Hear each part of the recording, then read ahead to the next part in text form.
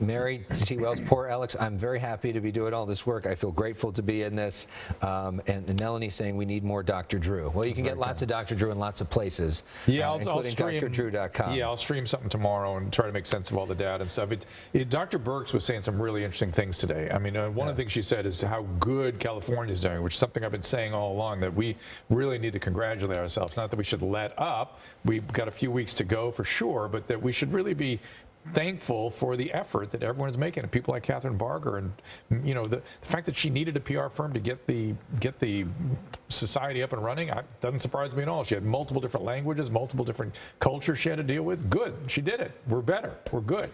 On the issue of masks, Raymond asking a good question I think a lot of people are confused about. Differences between K95 and N95. Ooh, I don't know. I've never heard of a K95. What is a K95? A K95, I believe, is a mask that's from China originally, so it does not have necessarily the same FDA approval because it didn't come from our government, didn't go through the same process. So an N95 mask is something that is FDA approved, more likely to come from here in America. K95 is from China. So that's a big part of the mask discussion, because there are a lot of K95 masks that are out there. But they should be okay for a Most people think that they're okay, and probably more than what a non-healthcare provider would even need. Right. So that's fine. Okay. Good. And then we did a story yesterday with our Christina Gonzalez, who reached out to the FDA about K95, saying, are these going to be approved? And they sort of suggested that it might be, so that there's sort of more to come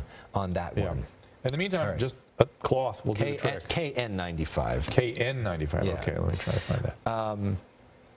We're masked people, Bertha. We are learning a lot about masks. Yeah, we are. Darlene Smith asking, if you had the flu, are you immune to COVID-19? The answer to that is no. No, right? you are not. There's no cross immunity there. And again, the flu drifts, and so every year you got to take your vaccine.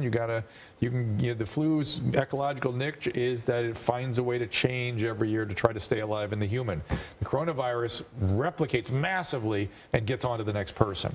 Robert Santiago asking a question that was asked about during the briefing today. My former colleague Rob Hayes asked about, why is California last in the numbers that are tested?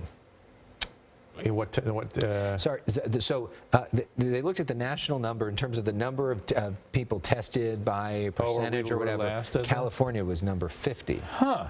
Yeah. Is that in number of testing or backlog of testing? I wonder what the actual number was.